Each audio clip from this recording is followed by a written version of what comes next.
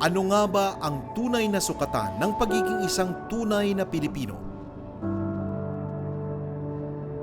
Ang kilalanin ng sariling wika,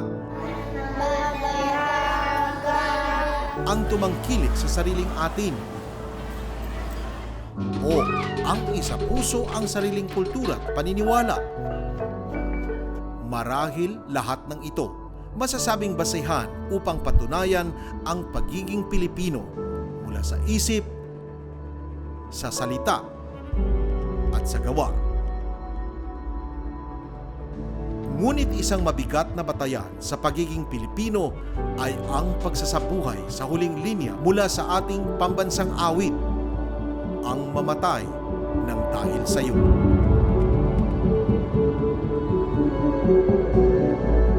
Ayaw ikaw ligid ha? Ayaw ikaw ligid.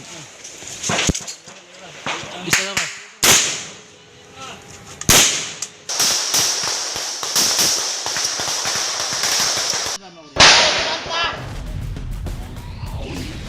Ilang siglo na ang nagdaan, hindi na mabilang ang nagbuwis ng buhay, makamit lamang ang kasarinlan sa lupang sinilangan.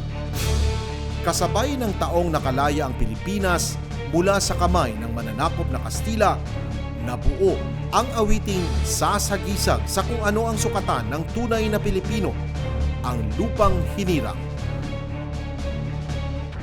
Nakamit man ng Pilipinas ang kalayaan mula sa banyaga, sumiklab ang panibagong pagsubok hinggil sa kapayapaan ng bansa. Sa isang taong paglilibot na Magandang Gabi Pilipinas sa iba't ibang panig ng bansa, nabatid kong ang terorismo ang isa sa mga pangunahing sanhi kung bakit nananatiling sadlak sa kahirapan ang maraming lugar. Katunayan, sa inilabas ng Global Terrorism Index nitong 2020, pang-10 ang Pilipinas sa mga bansang pinakaapektado ng terorismo. Subalit kung susuriin ang datos, sa pangalawang magkasunod na taon, bumaba ang naitalang nasawi at nasaktan bunsod ng suliraning ito. Ang pagbabagong ito dahil sa hindi matatawarang pagtaguyod ng kapayapaan ng libo-libong Pilipinong nahahanay sa sandatahang lakas ng Pilipinas. Sila ang mga Pilipinong handang ialay ang buhay. Mapagsilbihan lamang ang inang bayan, mga tunay na nagsasabuhay sa huling linya ng pambansang awit ng bansa.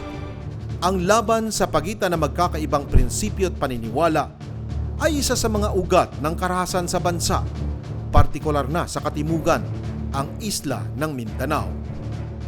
Yung conflict kasi dito sa Mindanao started in around 1968-69. Nagkaroon ng mga massacres which was interpreted as a genocidal campaign against the Moro people. In 1972, after the declaration of martial law, nagkaroon namin ng organization, Moro National Liberation Front. Our first demand really is secession. We want to establish an independent Moro state. Sa laban kontra terorismo ng pamahalaan, ayon sa AFP, mula 1975 hanggang Hunyo 2020, nasa 3,145 na sundalo ang napatay ng MNLF, MILF at BIFF, habang libo-libo rin ang sundalong sugatan sa bakbakan kontra sa mga nasabing grupo. Karamihan sa mga ito mula sa hanay ng hukbong katihan ng Pilipinas o ang Philippine Army. Para sa taong 2020, puspusan ang isinagawang military operations ng Armed Forces of the Philippines laban sa lahat ng klase mga rebelde sa buong kapuluan. At dito sa Army General Hospital, walang buwan na walang isinusugod na mga battle casualties ng mga sundalo.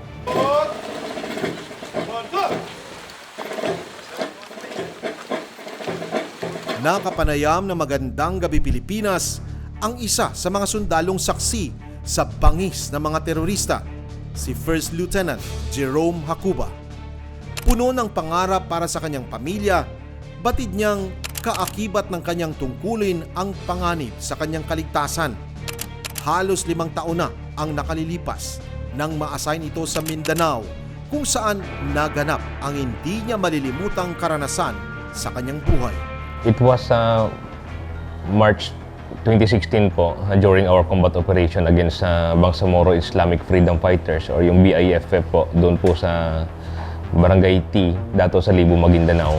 Yung mission namin is to secure yung project ng government for the irrigation system nung area. Since yung mga BIFF parang against po doon sa project na yon, sinunog nila yung mga heavy equipment po doon sa area, yung mga backhoe doon at sa mga loader doon. Ang nooy 28 taong gulang na sundalo ang na-assign bilang platoon leader sa 2nd Platoon ng 62nd Division Reconnaissance Company ng 6th Infantry Division sa loob ng isang buwang pamamalagi sa lugar. Kabi-kabilang engkwentro ang kanilang pinagdaanan at batid nilang ang pagtatanim ng Improvised Explosive Device o IED ang naging panangga ng BIFF sa kanila. Sa tubig na kami talaga dumaan para iwasan na talaga yung mga IED na nakatanim doon sa area. Pagsabog sa amin, yung platoon sergeant ko yung nakaapak ng IED.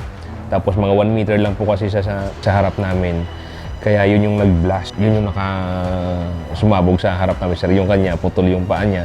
Tapos ako, sir, yung napuruhan talaga yung mata ko. Akala ko, sir, puwing lang yung, yung mata ko. Sir, marami pa akong mga shrapnel dito na talagang tumutulo talaga yung dugo, sir. Tapos ito, akala ko ito yung manhid kasi, sir, na manhid na talaga. Tapos itong paa ko, akala ko putol din ito kasi natamaan din ako dito sa malalim din dito sa sa tuhod ko. Akala ko putol din ito.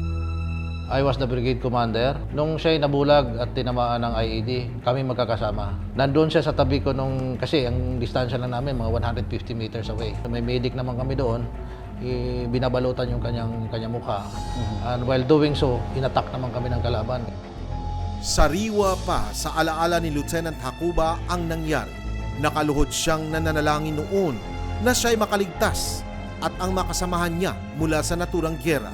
Nag-bully over talaga sila, sir, kasi nakita nila yung official nila na tamaan. Alam mo yung very extreme talaga yung bomba, lahat ng baril nagsisiputukan lahat kasi nakita nga nila yung official nila na sabugan ganun. Cover fire. Sabi ko sa kanila, cover fire. Oh, hold the line. Sabi ko, hold the line. Hindi tayo susuko. Hindi man makita ng platoon commander ang nangyayari, dinig niya ang umaatikabong palitan ng bala kasabay ng nakakatinging tinig ng paghihinagpis mula sa kanyang hanay, bagay na nakapagpadurog ng kanyang puso. Alam mo yung time na gusto nilang ipaglaban. Ano ba yan? Yung sigawan nila doon sa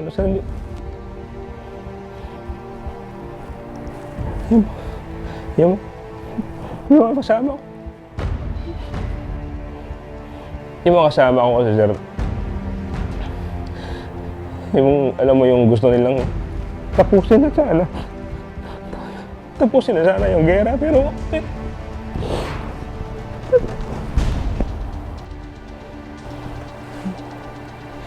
nandiyan pa rin sila, sir, eh. Yung gera na wala namang saysay. Ilang sundalo pa yung mabubula. Ilang sundalo pa yung mamamatay.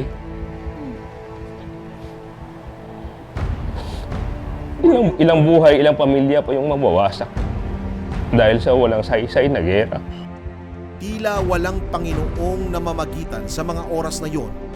Ngunit nananatili ang pagkapit ni Lieutenant Hakuba sa Diyos para sa kanilang kaligtasan. Ang binigay ko talaga sa Panginoon na sabi ko, Lord, tulungan niyo po kami. Tulungan niyo po ako.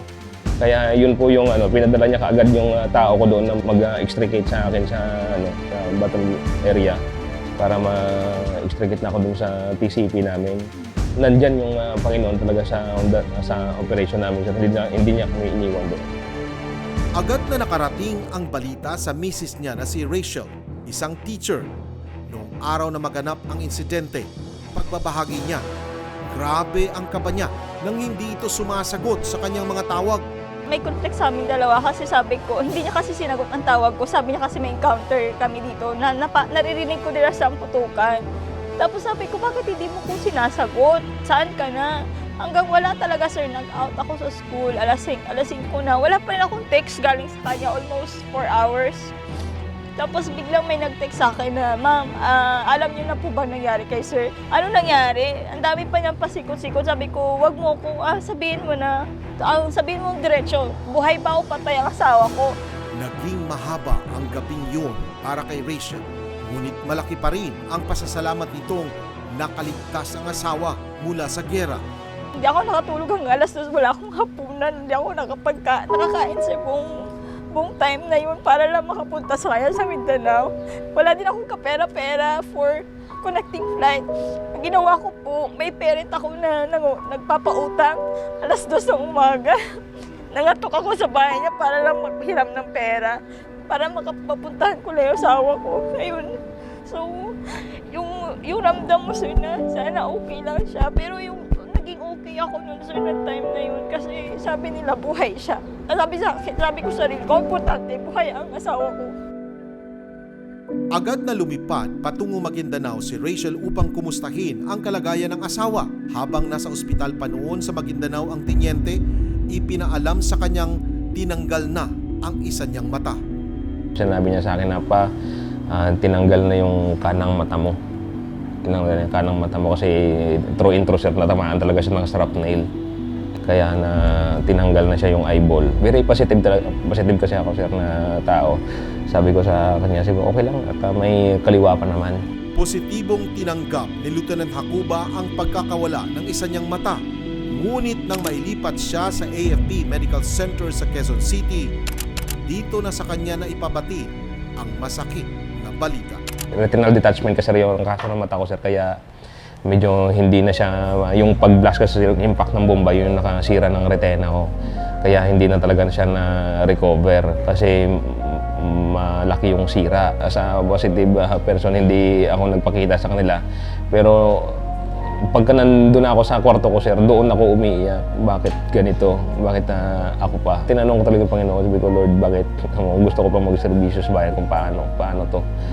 Mapalad mang naisalba ang buhay ng sundalo, hindi naging madali ang pagbangon ni Lieutenant Hacuba mula sa masalimuot na kabanata ng kanyang buhay. 4 na buwan din ako nakamukmuk nga din doon sa kwarto ko. Na dumaan din ako sir sa depression. Dumating sa time na gusto ko na talaga magpakamatay sir doon sa ako sa 7th floor doon sa Biluna. At kasama ko yung kapatid ko noon. Nasa rooftop kami noon. Tatalon talaga sana ako doon sa building. Nire-reverse ko yung iniisip niya, hindi, kaya natin to, gawin natin ganito. Parang may mga options kami na hindi siya dapat pumunta, mag-isip ng ganun.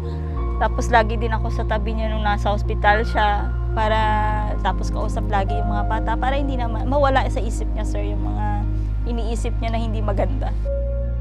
Hindi itinuloy ni Lieutenant Hacuba ang tangka niyang pagpapakamatay at ang lalong nagpalakas ng loob niya, anya ang pagbisita ng nooy bagong halal na Pangulo ng Pilipinas na si President Rodrigo Duterte. Matatandaang noong August 2016 nang binisita ng Pangulo ang AFP Medical Center kung saan naka-admit ang maraming sundalong sugatan sa bakbakan. Kabilang na si Lieutenant Hacuba na hindi napigilan ng emosyon habang kinukumusta ng Pangulo.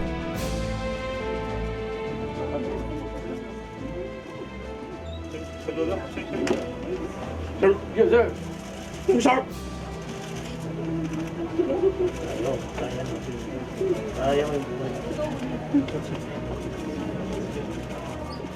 Naging viral sa social media ang nakaaantig damdaming pagtatagpo ng sugatang sundalo at ang leader ng bansa. Yung simula nung pagbisita ni Presidente doon, sir, yun yung napakagandang araw na nangyari sa buhay, napakaliwanag na araw na nangyari sa buhay ko noon, sir. Yun yung nagbigay ng liwanag, sir, sa akin, sa kadiliman ng aking paningin. Yun yung nagbigay na pag-asa sa akin na nung pagbisita niya doon. Niyakap niya ako doon, sir. Sabi ko, sir, gusto ko pang maglingkod sa bayan. Sabi niya, huwag ka mag-alala at marami akong programa sa inyo. Sabi niya, I will going to reinvent you from a soldier's with sight to without sight but still functional, sabi niya sa akin. Sa pagdiriwang ng National Heroes Day noong 2016, inanyayahan ng Pangulo si Lieutenant Hacuba sa palasyo kasama ang iba pang sugatang sundalo upang magbigay pugay sa ipinamalas nilang kabayanihan. Mahirap mawalan ng paningin. Siguro yung mga lowest moment ko doon, yung marami pa sabi ko marami pa akong gustong gawin. Marami pa akong pangarap sa buhay. Yung mga anak ko, paano na sila? Hindi ko na makikita yung paglaki nila. Hindi ko na makikita yung kung gaano sila kagaling mag-drawing, kung gaano sila kagaling sumayaw. Pero gayon pa man, simula nung nagbisita doon si Presidente, talagang nagbagong lahat. Until the last drop of our blood, sir, pa, talagang makikipaglaban kami, sir, pa, sa under ng iyong pamumuno, sir. Kami mamamatay, sir, sa paglilingkod sa bayan dahil nakita namin ng aming Presidente na talagang sincero. Isang malaking karangalan, sir, na makapag-serbisyo sa ilalim ng inyong pamumuno, sir. There is life, still life after the accident. May buhay ka pa, marami pa. Yes, sir. At I will see to it. I will reinvent you from being a soldier with eyesight to a soldier without sight but still functional. Yes, sir. Tinupad ng Pangulo ang pangako niya kay Lieutenant Hacuba. Nang ma-discharge, pinag-aral sa nito sa isang computer school for the blind. Yun, sir, yung naging weapon ko na naging functional ulit ako despite of my disability. Kaya nire-invent niya talaga ako, sir. Kaya sa ngayon, sir, natutuwa nga ako na marami na akong nagagawa compared pa dati na nakakikita ako. Mas marami pa akong ginagawa ngayon, sir. Naging busy na ako ngayon, sir. Sa pagnanais na makapagsilbi pa rin sa bayan, sumangguni rin siya kay Defense Secretary Delphine Lorenzana na nooy kasama rin ng Pangulo sa pagbisita sa kanila. Tinulungan niya ako na ma-assign doon sa DND para hawakan yung project ng DND Kapakanan at Gabay sa dating Kanyuan. Ito po yung project ng DND for soldiers with disabilities. Ngayon, nagsisilbing project officer si Lieutenant Hacuba para sa mga project Kapagdaka ng Department of National Defense sa mga wounded soldiers, para sa mga maaari pang makabalik sa kanilang trabaho at para sa mga sundalong haharap sa bagong yugto ng kanilang buhay. Naging katuwang niya ang kanyang misis sa kanyang bagong trabaho. Nagkakanta po kami ng mga skills in livelihood training sa mga wounded soldiers natin, sir. Ito mga skills training na ito katulad ng mga computer o mga aircon refrigeration o kung ano yung pa yung mga appropriate skills or accessible skills para sa kanila. Ito yung magiging weapon nila pagdating nila sa kanilang mga unit para maging functional pa rin sila despite of their disabilities. At yung mga, ano naman, sir, mga due for CDD naman or yung mga due for disability discharge naman, binibigyan naman namin sila, sir, ng mga livelihood training kagaya ng mga agricultural livelihood training in preparation with the return in their civilian life. Siya ang gumagawa ng mga connection, collaboration sa iba agency para magbigay ng training sa sundalo. Tapos ako naman po naglalakad, ginagawa lahat ko anong kailangan, pinaprocess yung mga papel, mga budget niya, kung anong kailangan namin sa training. Ikinalulugod ni Lieutenant Hacuba ang naging bukas palad na pagtanggap sa kanya ng Philippine Army sa kabila ng kanyang kapansanan. Hindi man naging madali ang pagbangon, positibo ngayong hinaharap ni Lieutenant Hacuba ang pangalawang buhay na ipinagkaloob sa kanya ng Panginoon. Binulag ako ng Panginoon para makakita ang iba. Binulag ako ng Panginoon para makita yung tunay niyang liwanag sa aking buhay. Yung purpose niya, sir, kung bakit niya ako pala kinuha doon sa platoon namin, kinukuman ko lang doon mga 30 to 50 personnel. Pero ngayon, sir, 1,000 of AFP personnel na yung kinikater ko, sir, na nabibigyan ko ng mga skills in livelihood training. Para kay Lieutenant Hacuba, tuloy lang ang buhay. Kahit na may kapansanan, sinisiguro niyang nakatutulong din siya sa mga gawaing bahay. Nagawa rin niyang makapag-participate sa ilang mga event gaya ng Heroes Run. Ngayon, may 3 maliliit na anak sila ni Rachel.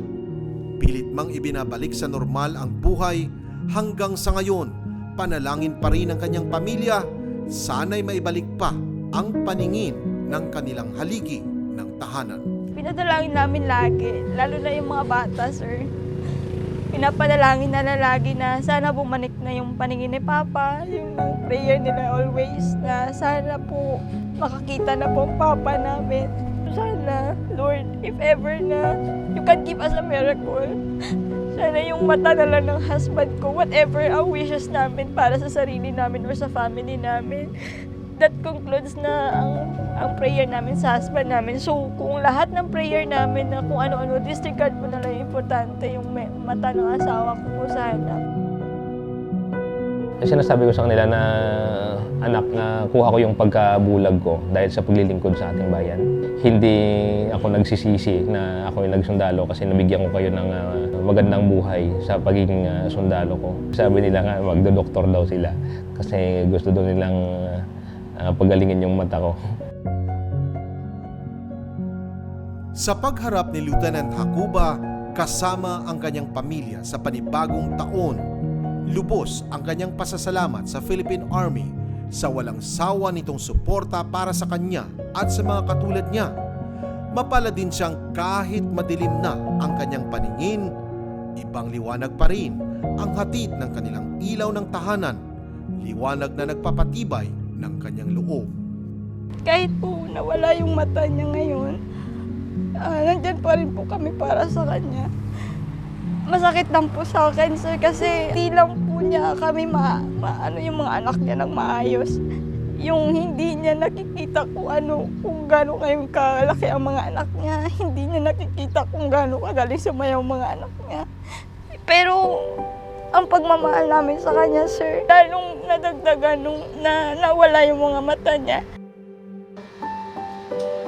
The best and most beautiful things in the world cannot be seen or even touched. It must be felt by the heart. Mamahalin ko sa Sir kahit na dumilim o lumiwanag man. Dumilim man ang paningin ko, maliwanag ka pa rin sa puso. Whatever man ang plano mo sa buhay, sa ano natin, kung ano man ang plano mo sa mga gusto mo pang planuhin, dito lang ako lagi sa iyo. So sana hindi mawala yung pagiging isang mabuting ama mo, tapos pagiging isang mabuting sundalo. Pagpatuloy mo lang, nandito lang kami ng mga anak ko para sa'yo. Lalo na ako. Like I'm watching the night sky or a beautiful sunrise. There's so much they hold. Even the stars, they burn. Some even fall to the earth. We got a lot to learn. God knows we're worth it. No, I won't give up. Sa panahong sinusubok ng tadhana, ang pagkapit sa pananampalataya ang nagsisilbing sandigan ng sinuman. Ito ang pinanghahawakan ni Lieutenant Hacuba, kaya nananatili itong matatag matapos ang trahedya. Kung darating man ang araw na makakaharap nito ang Panginoon, ipagmamalaki nitong napagtagumpayan niya ang misyon niya sa buhay, ang pagsilbihan ang inang bayan, buhay man ang nakasalalay. Sasabihin ko sa Panginoon, Sir, na mission accomplished. Maraming salamat sa pagbulag mo sa akin sapagkat yung pagkabulag ko, doon ko pa po nakita ang totoo niyong liwanag. Siya po ang may kontrol lahat ng bagay dito sa mundo. Kaya all things work together for good who love God and for those who called according to His purpose.